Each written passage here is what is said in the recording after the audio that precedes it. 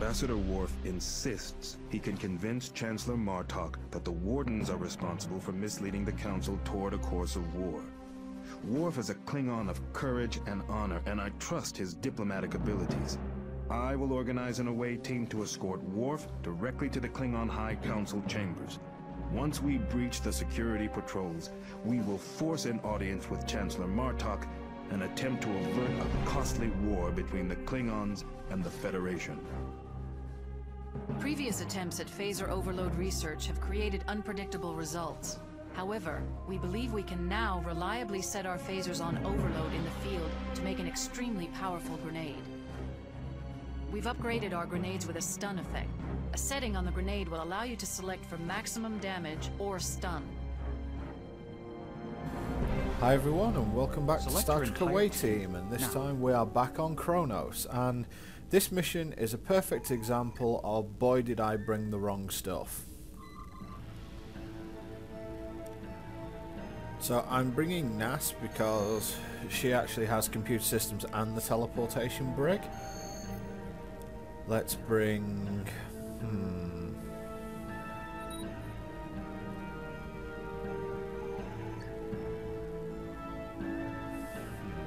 I think probably Sheila's going to come along. She has the most hypo sprays. And then we've got one more place open, which is probably going to be for someone with concussion grenades, because I actually chose to take Wes Pulaski. And the reason for that is originally... The Beta Quadrant is bracing for the threat of war. The Wardens have manipulated the Klingon High Council to revoke the Khitomer Peace Accords. It is believed that Chancellor Martok is privately opposed to a conflict with the Federation, but he requires evidence of the Warden's plot before he can move against a united council. The team will start here, where there is no shield prohibiting beam-in. You must locate Martok by sneaking through the front gates of Kronos, the capital city of the Klingon Empire. Once inside, find and deactivate the security containment field protecting the High Council chamber. When you encounter Martok, it is imperative that you convince him to defuse this critical situation.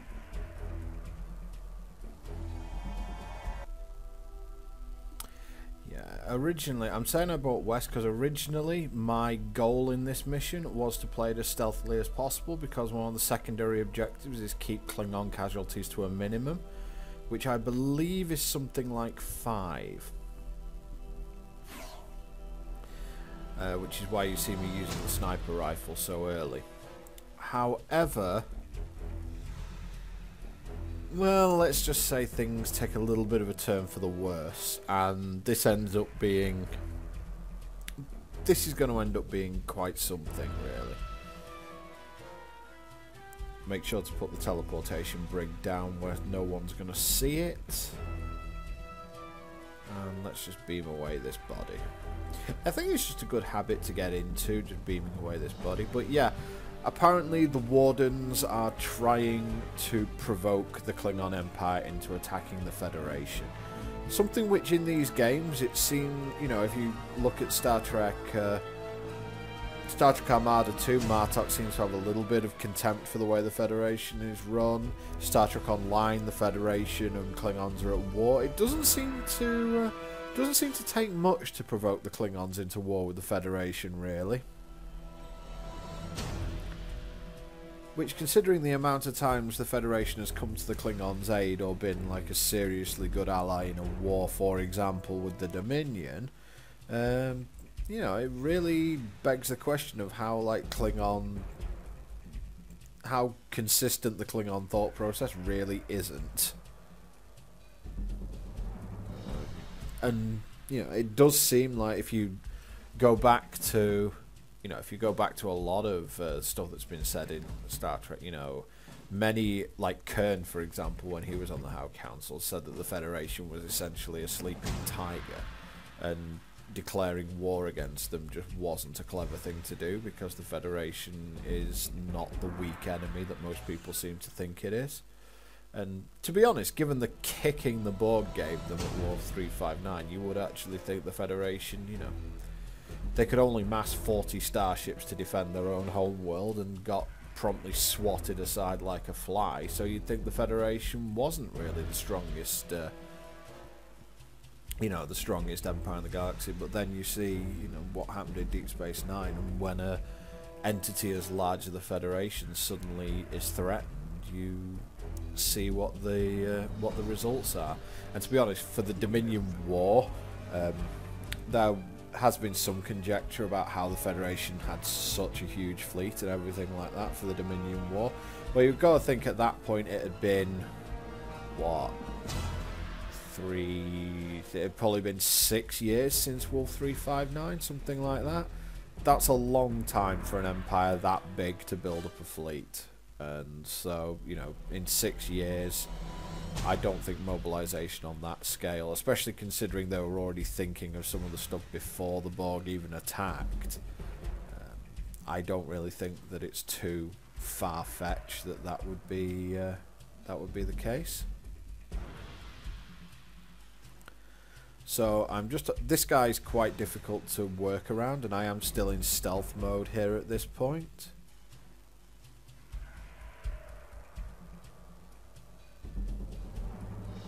But you can see his patrol pattern does actually allow us a little bit of a gap to get behind this building, and that's what we will be aiming to do. Now, just remember again, in this mission, Worf is ungodly slow. And the other thing you should remember is that Worf carries a disruptor in this mission, not a phaser. And therefore, if you select all your guys and have them use phasers, Worf will just sit there and do nothing. You'll see me do that on a couple of occasions in this video, and it's fairly embarrassing. Anyway, our guy moving backwards and forwards, and once he finishes this sweep that he's doing, I'm going to get in there.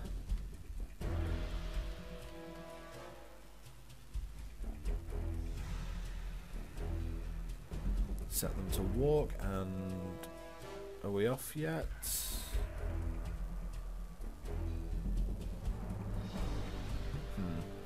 Yeah, I think I mistimed this one, so we're not off yet. But again, I hadn't played this mission before, so I'm just observing this guard's sweeping attack pattern, or his, you know, his view pattern, just to see if I can find a hole in it, or at least a hole in it that's long enough for Worf to walk through. You know, I never thought Worf was this slow in the series. He was usually quite quick, and Data's fast over even over rough terrain, apparently. So, you know, you wouldn't expect him really to be as slow as he is, but I suppose it was brought in for balance reasons because Worf is quite a tank. Although you'll see that he's also a command officer in this mission, not a security officer, but that's due to the fact he's been promoted on multiple occasions, even though, as has been mentioned in DS9, he will probably never get a command of his own.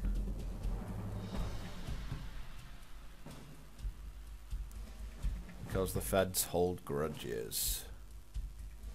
Oh. Yep, looks like we got in. Good, good. So the sneaking element is still going at this point. And we're going to try and keep the sneak up. Which means we are going to try and get behind this sort of really big rock here. And then we're going to move behind another building and try and grab hold of one of the the guy who's patrolling there.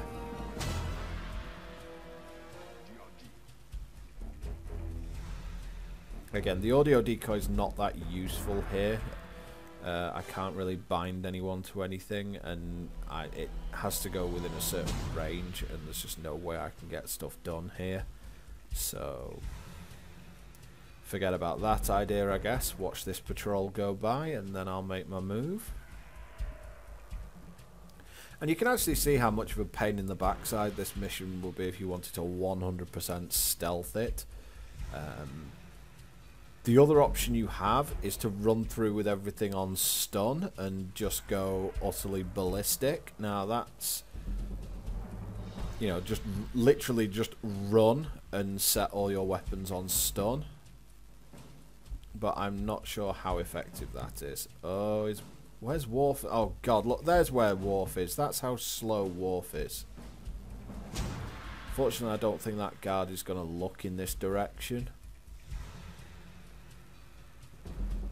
Wow, Worf, you're terrible. Oh well, we've got everyone behind the door, so let's have a look at this guy's visual cone. Yeah, we're okay. Indeed. Now, I'm actually tempted to go motion sensor here rather than sniper rifle, but...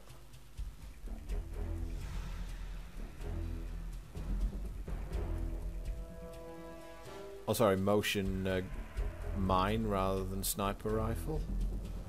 But... oh, just got him.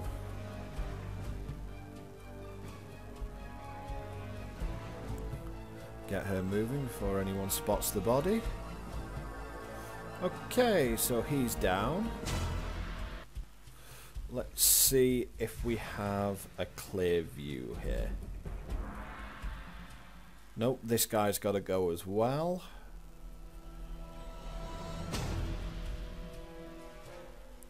And I think it was about this time where I just said, you know what? This stealth thing can completely go to hell. And the problem with this is that I have not got the team here if I want to Rambo this. So yep, this is going to be the only mission so far, and it might in fact be the only mission that I am not going to get the secondary objectives on. We are now going massive body count at this point. I am just going to gun everything down that I see on the way through. Because, to be frank, this is a mess, and I should have bought concussion grenades with me if I was going to go this route. So, you know, I've got the wrong team if I want to run and gun it, but I really don't have the 100% patience necessary in order to sneak through, and to be honest, I'm not... I mean, I know it can be done, but I think that, you know, the difficulty level to sneak all the way through here is going to be very, very hard. Worf is just slowing me down way too much at this point. And I've still got to avoid Klingon casualties at the end, so... here we go, everyone on their phasers, please, and fire. And I'm probably already at my limit for the amount of Klingons I can kill, or at least I'm close to it. I think the limit's 5 or something along those lines. But you know, this mission just turns into a body count mission at this point, because I think this is after about an hour of trying to stealth this mission, and I just had nightmares basically doing it. So yeah. This was a give up, and this was a give up on the secondary and just gun it at this point.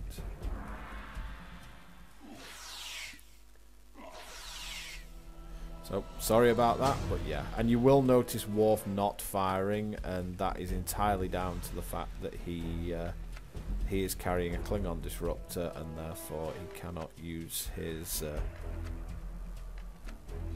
And therefore he doesn't use it when I select everyone's phaser. Yes, sir. You'd think there might be like a... how would I describe it? You think there might be a sort of universal slot where everyone would have their sort of default energy weapon, but I guess not. Now obviously at this point I am in Rambo mode now, because I think this is about 2 hours into the attempt at playing this through, and this is me just going, right, screw it, you're all going to die, screw the secondary objective, I'm just going for it. It just got ridiculous at this point. You know, it was way too difficult. And I'm sure there's someone who probably has done it, but I'll leave them to do it. And I'm going to use the Neural Disruptor here because for some reason this guard's just stuck in place and never fires at anyone. So, oh. Unfortunately, his buddy fires at people quite well. Haha, miss me. Yeah, running occasionally means that your opponent can miss. I concur. Oh, missed him. That's not good. I'm under attack. Ugh. That was a bit of a mess, but anyway. You can help by healing yourself. And that there shows you how low Sheila's health is even when it's full. Oh, medical emergency. And here's another one.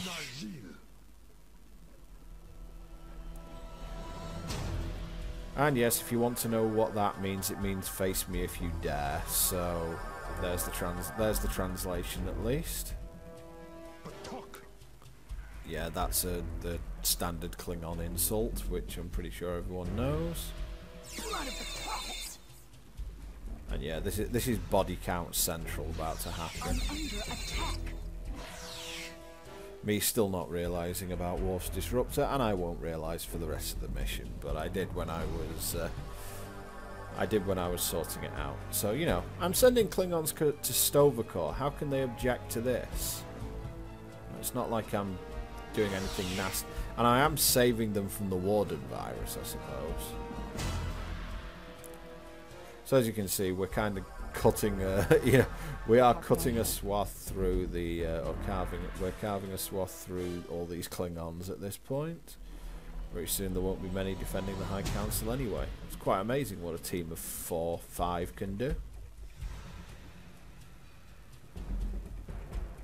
Don't know why I'm deciding to be a little bit stealth. Oh, someone's found me. Yeah, you can't shoot round corners, dude. You think people had learned that, really?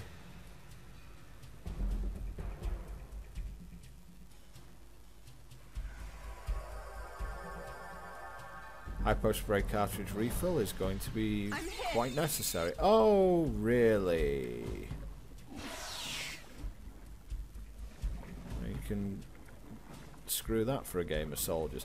Actually, if I was being intelligent about this, I could actually give everyone Klingon disruptors, and then that would mean that I would, you know, that would mean that I could just click on Klingon disruptor and everyone would fire, but I'm not really that bothered about it.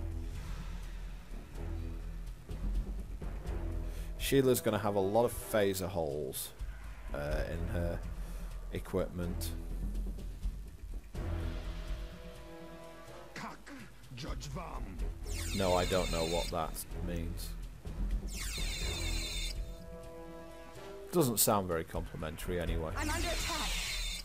I'm hit. Wow, look at that. 2 shots and she's almost dead. Yeah, medical personnel are not in the team for their tactical capabilities, shall we say. And this is the route you are supposed to come as well, so sneaking through all this, I have no idea how you do it.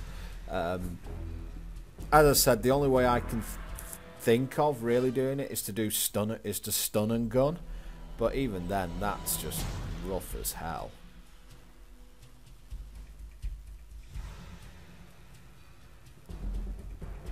Worf can use one of his many proximity mines.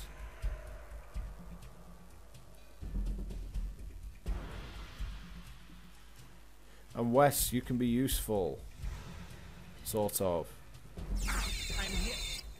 I'm hit. I'm hit. If you stop getting hit. Yes, Seth. Oh, all useful. I'm almost running out of hypos now, so I'm going to save these last 4. Yep, that's 15 dead Klingons for those of you who are counting. I don't believe I have kept Klingon casualties to a minimum. Teleportation buffer getting some work. But at this point, I am going to set my weapons to stun. So this is going to be a stun and gun at the end. And I'm really wondering if I could have done this mission this way anyway. I think that it's possible. It just depends how the stunned Klingons react. If they all home in on your position, you just can't win. But this way, if you're doing what I'm doing here, and literally just run past everything, stun individual Klingons on the way, get out of the field of vision as much as you can. Oh, that's sneaky. I am under attack. That's really sneaky. We've got the isolinear chip, and that lowers the force field. Of course, it would be left on the ground right next to the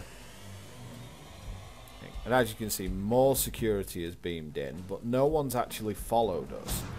So, I think this may have been possible, but it would have been very difficult. You would have had to move your guys forward like an inch at a time.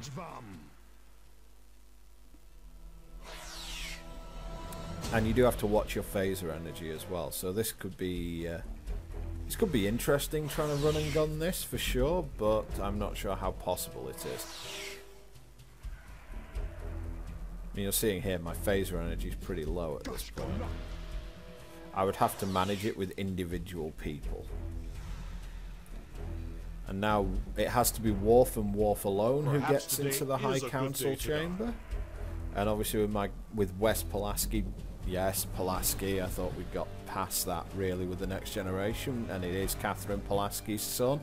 So she haunts the franchise even after she was in it for 2 years. Sorry, just 1 year. Get everyone out. Worf, can you please walk through that door before all these guards wake up? I'm under attack.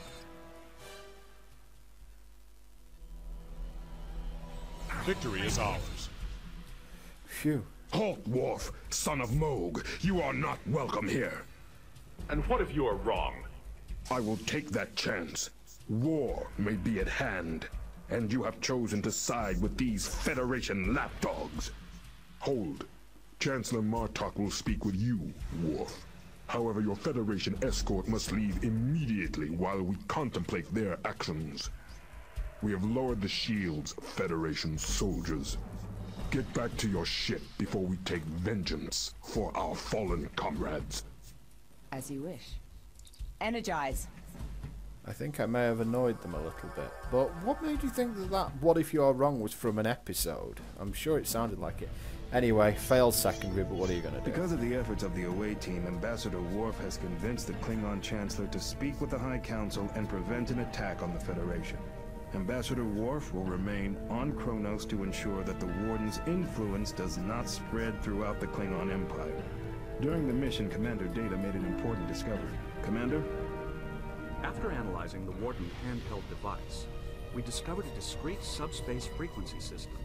Acting on the hypothesis that the Wardens used this subspace frequency to establish a galactic communications net, we attuned the incursion sensors to scan for Warden transmissions. The hypothesis proved to be correct.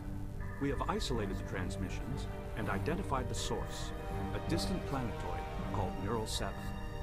Starfleet has been informed of our discovery and has ordered the incursion to investigate the source of the transmissions immediately. Okay, so that's where we'll be going next time, the world of Neural 7. So having just prevented a war with the Klingons by killing a lot of Klingons, I guess we'll be moving on to there, and this one coming up is tough. See you next time.